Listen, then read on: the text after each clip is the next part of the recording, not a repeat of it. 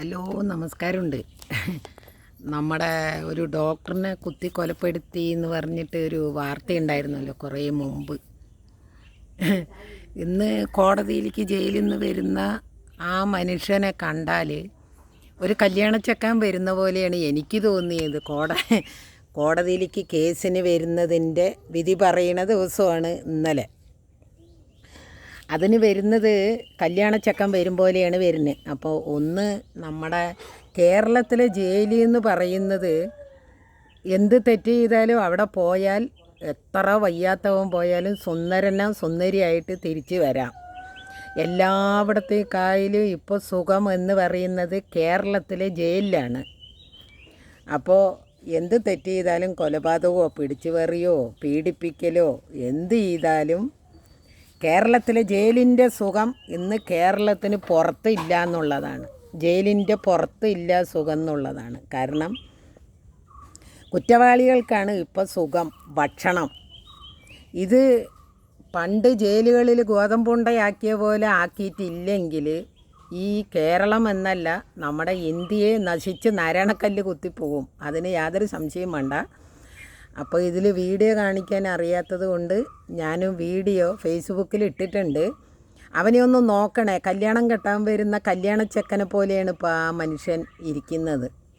ഇതിൽ നിന്ന് ഒന്ന് ജനങ്ങൾ മനസ്സിലാക്കണം. കേരളത്തിലെ ജയിലിൽ നാട്ടിലേക്കായാലും സുരക്ഷിതമായിട്ട് ജീവിക്കാം. ഭക്ഷണം നല്ലത് കിട്ടും. അവിടുത്തെ സുഖ സൗകര്യങ്ങൾ, പെണ്ണ് വേണമെങ്കിൽ പെണ്ണ്, കഞ്ചാവ് വേണമെങ്കിൽ കഞ്ചാവ്, എന്തും കിട്ടുന്ന ഒരു സ്ഥലമാണ് നമ്മുടെ കേരളത്തിലെ ജയിൽ എന്ന് പറയുന്നത്.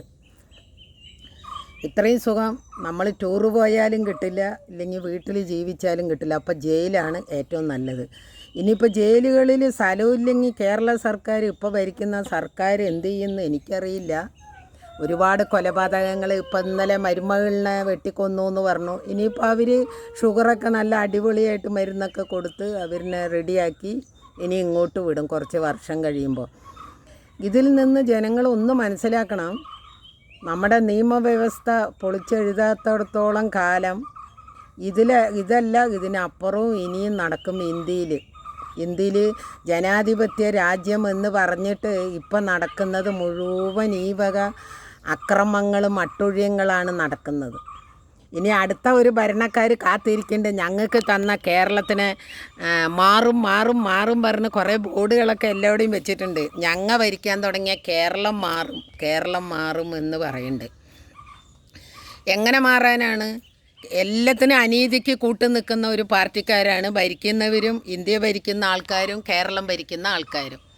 അപ്പം ജയിലിൽ പോകണു പറഞ്ഞിട്ട് ഇനി ആര് കരിയൊന്നും വേണ്ട. എന്ത് ചെയ്താലും ജയിലിൽ പോയാൽ നാട്ടിലത്തേനേക്കായാലും സുഖമാണ് ജയിലിൽ.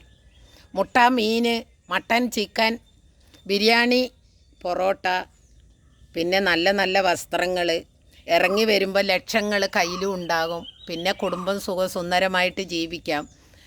അപ്പം ഞാനും